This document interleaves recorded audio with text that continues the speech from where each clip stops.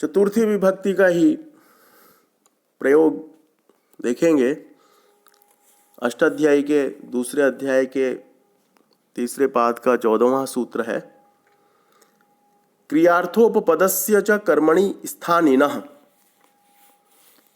यदि तुम प्रत्यय अंत में है, धातु का प्रयोग परोक्ष रहे, तो उसके कर्म में चतुर्थी विभक्ति का प्रयोग होता है।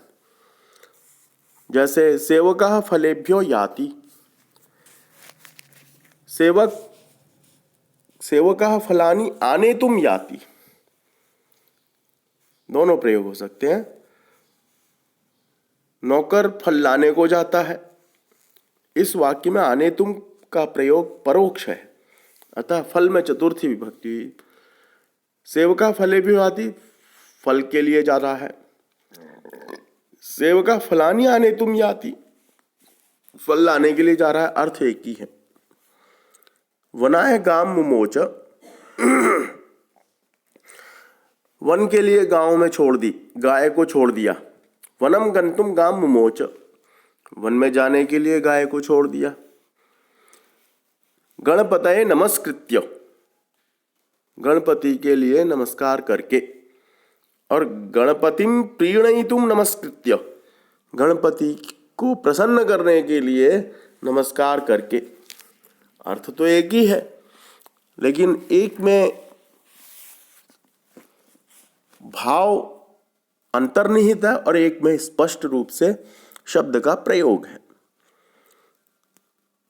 अब अगला सूत्र जो है बहुत महत्वपूर्ण है, जिसके योग में चतुर्थी विभक्ति होती है, और इसमें अनेक बार यह शब्द नमः जो शब्द है भाषा में, लोक में बहुत प्रसिद्ध है, लेकिन बहुत सारे लोग जो संस्कृत से नितांत अपरिचित हैं, वे लोग इसका अशुद्ध प्रयोग भी कर देते हैं। अष्टाध्यायी के दूसरे अध्याय के तीसरे पाद का 16वां सूत्र है, नमः स्वस्ति स्वाहा स्वधा अलम बसड योगाच्च। नमः अभिवादन अर्थ में नमः शब्द का जो प्रयोग है, स्वस्ति अच्छा हो, कल्याण हो, सभी का स्वस्ति जिस शब्द का प्रयोग किया जाता है। स्वाहा आहुति जब दी जाती है, जिसको स्वाहा के रूप में उसका समापन किया जाता है, मंत्र का आहुति के लिए स्वधा और अलम वसट, इन शब्दों के योग में चतुर्थी विभक्ति का प्रयोग होता है। अब उदाहरण देते हैं एक एक का। ईश्वराय नमः, ईश्वर के लिए नमस्कार है। श्री गुरवे नमः, गुरु जी के लिए प्रणाम है। तुभ्यम नमः, आपको नमस्कार करता हूँ। नृपाय स्वस्ति, राजा का कल्याण हो।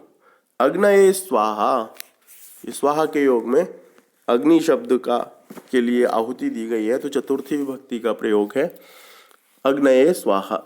पितृभ्यः स्वधा, पितरों के लिए स्वधा। इंद्राय वसट, और इंद्र के लिए वसट। मधु कैटवाय दुर्गा अलम, मधु व कैटव नाम के दो राक्षस हैं, उनके लिए दुर्गा पर्याप्त है, अर्थात उनकी शक्ति, उनको नाश करने के लिए, उनको नष्ट करने के लिए, उनका संहार करने के लिए, उनका उद्धार करने के लिए दुर्गा अपने आप में उनकी शक्तियाँ पर्याप्त हैं। अलम मल्लो मल्लाय, अलम का अर्थ यहाँ पर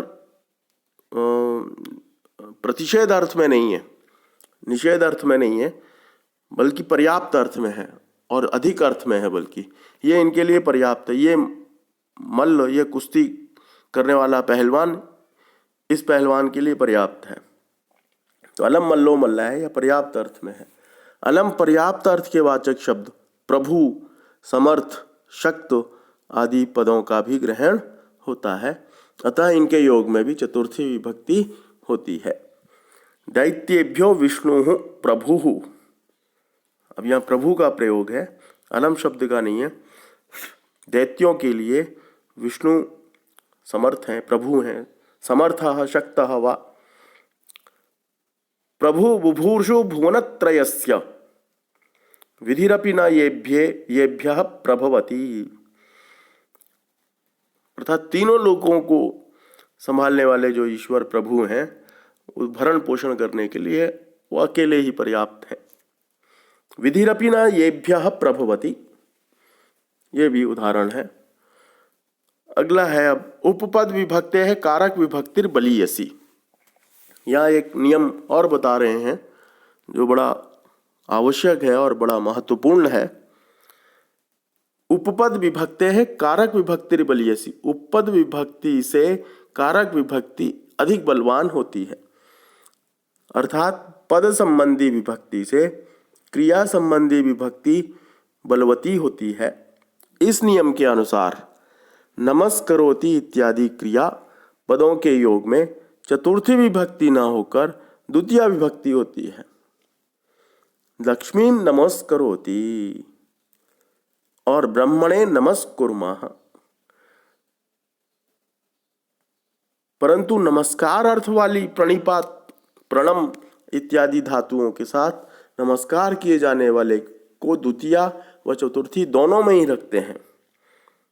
जैसे तस्मै प्रणिपत्य नंदी प्रणम्य त्रिलोचनाय धातारम प्रणिपत्य इत्यादि। इन धातुओं से बने हुए प्रणाम आदि शब्दों के साथ चतुर्थी का प्रयोग होता है। जैसे गुरवे प्रणामम अकरवम, गुरु जी को मैंने प्रणाम किया।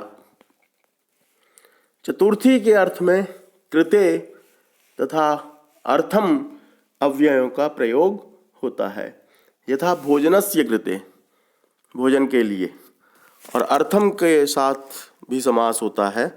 यथा पठनार्थम, भोजनार्थम, पाठशालां गच्छामि, पठनार्थम पाठशालां गच्छामि, भोजनार्थम भोजनालयं गच्छामि, क्रीडनार्थम क्रीडा क्षेत्रम गच्छामि। इस प्रकार के ये प्रयोग हैं। कुछ अनुवाद हैं, वो आप अपने आप करें, इसका अभ्यास करें, और इसके लिए आपको यहाँ पर एक दो उदाहरण देना ही पर्याप्त होगा। मैं धन की इच्छा नहीं करता हूँ, तो मैं धन की इच्छा नहीं करता हूँ, अहम धनम न स्पृहयामि। तो स्पृहा धातु के रूप में अहम मह्यम धनम,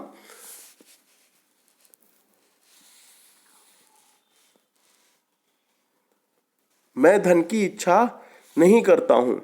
अहम धनम नेच्छामि, एक प्रयोग, एक सीधा वाक्य यह हो सकता है इसका अनुवाद। दूसरा स्पृहामि, स्पृह धातु के अर्थ में चतुर्थी विभक्ति का होता है, अर्थ देता है, इसलिए अहम धनाय न स्पृहायामि, मैं धन की इच्छा नहीं करता हूँ। सज्जन सदैव परोपकार की चेष्टा करते हैं। चेष्ट धातु के योग में भी चतुर्थी प्रयोग को होता है चेष्टा। तो सज्जनाः सदैव परोपकारेभ्यः चेष्टते, एक वचन में चेष्टते और बहुवचन में सज्जनाः करेंगे तो चेष्टन्ते। गुरु शिष्यों को उपदेश करता है। गुरु शिष्येभ्यः उपदिशति, गुरु शिष्यों को चतुर्थी विभक्ति। बालक को लड्डू अच्छा लगता है। बालकाय बालकः मोदका बालकं मोदकाय अच्छा लगता है, रोचते। बालक को लड्डू अच्छा लगता है, तो बालकाय मोदकम रोचते, बालक को लड्डू अच्छा लगता है। वह मूर्ख तुमसे ईर्ष्या करता है। असौ मूर्खः तुमसे तुभ्यम ईर्ष्यति। ये चतुर्थी विभक्ति के इस प्रकार प्रयोग हैं और अनुवाद हैं। अनुवाद का अभ्यास करें। आज के लिए इतना ही पर्याप्त है।